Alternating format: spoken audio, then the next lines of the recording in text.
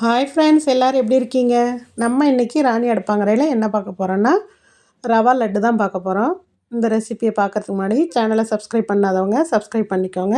கூடவே bell சிம்பிளையும் click பண்ணிக்கோங்க. வாங்க வீடியோக்குள்ளே போகலாம். முதல்ல அடுப்பை பற்ற வச்சு ஒரு கடாய் வச்சுக்கோங்க. அதில் 2 டீஸ்பூன் அளவுக்கு நெய் சேர்த்துக்கலாம். இந்த நெய்யில் நம்ம ஒரு கைப்பிடி அளவுக்கு முந்திரி பருப்பு, அதை நல்லா பொன்னிறமாக வறுத்து எடுத்துக்கலாம்.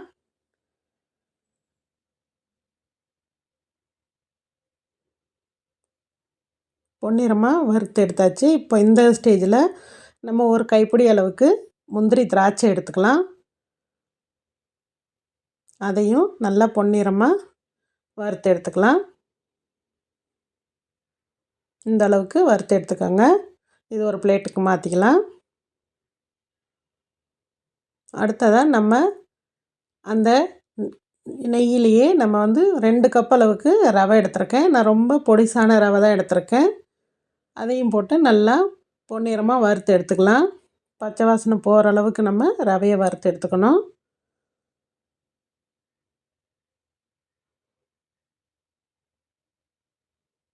நம்ம இப்போ ரவையை நல்லா வறுத்து எடுத்தாச்சு. இது ஒரு பாத்திரத்துக்கு மாற்றிக்கலாம்.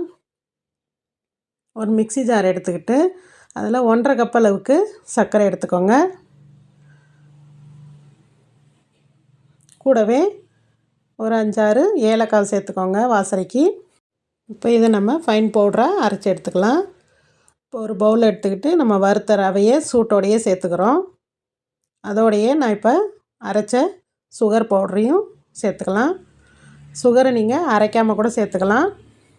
இப்படி அரைச்சி சேர்த்தா நமக்கு ஈரப்பதம் இல்லாமல் நல்லா ட்ரையாக கிடைக்கும். இப்போ வறுத்து எடுத்த முந்திரி திராட்சையும் சேர்த்துக்கிறேன். இது கூடவே நான் இன்னும் 2 ஸ்பூன் அளவுக்கு நெய் எடுத்துருக்கேன். அதையும் சேர்த்துக்கலாம். இது கூடவே ஒரு பிஞ்சு உப்பு சேர்த்துக்கலாம். இது வீடியோவில் ஸ்கிப் ஆயிடுச்சுங்க. உப்பு சேர்த்தா தான் நமக்கு ஸ்வீட்டு நல்லா எடுத்து கொடுக்கும். இப்போ எல்லாத்தையும் நம்ம சர்க்கரையும் ரவையும் நல்லா ஒன்றோட கலந்து நெய்யோடு கலந்து வர மாதிரி கலந்து விட்டுறலாம். நம்ம இதை சூட்டோடு பிடிக்கும்போது நல்லா உருட்டி வரும். இப்போ இதை நம்ம உருண்டை பிடிக்கிறதுக்கு பால் சேர்த்துக்கிறோம். பாலை சுண்டை காய்ச்சி 1/2 கப் அளவுக்கு எடுத்து வச்சுக்கோங்க. சூடாகவே இருக்கட்டும். நல்லா கலந்ததுக்கப்புறம் நான் ஒரு 1/2 கப் அளவுக்கு பால் எடுத்து வச்சுக்கிறேன். கொஞ்சம் கொஞ்சமாக ஊற்றி நம்ம பிணைஞ்சிக்கலாம். ஒரே தான் ஊற்றிடாதீங்க. உங்களுக்கு எந்த அளவுக்கு ரவை இழுக்குதுன்னு பார்த்து அதுக்கு தகுந்த மாதிரி ஊற்றிக்கோங்க. நான் 1/2 கப் அளவு பால் எடுத்திருக்கேன். முதல்ல ஒரு கிளாஸ் எடுத்திருக்கேன்.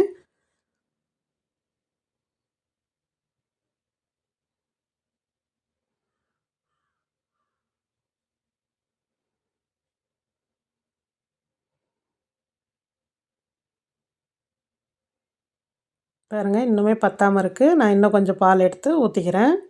கொஞ்சம் கொஞ்சமாக சேர்த்துக்கோங்க. இந்த மாதிரி பிடிச்சா உருட்டை பிடிச்சி வரணும். நமக்கு பாருங்கள் இன்னும் உதிரியாகவே இருக்குது. மிச்சம் இருக்க பாலையும் நான் ஊற்றிக்கிறேன். இந்த மாதிரி பிடிச்சா பிடிக்க வரணும். பத்தலை, இன்னும் நான் 1/2 கிளாஸ் பால் எடுத்து வச்சுருக்கேன். அதையும் ஊற்றிக்கிறேன்.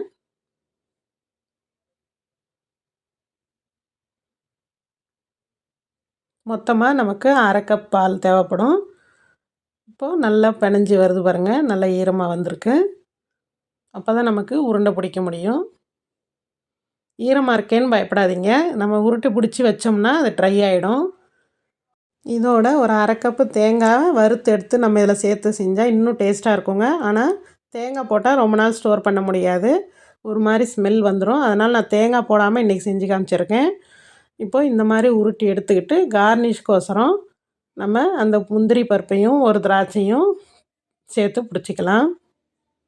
இந்த மாதிரி உருட்டி வரும் பாருங்கள். எந்த அளவுக்கு அழகாக உருட்டி வருது.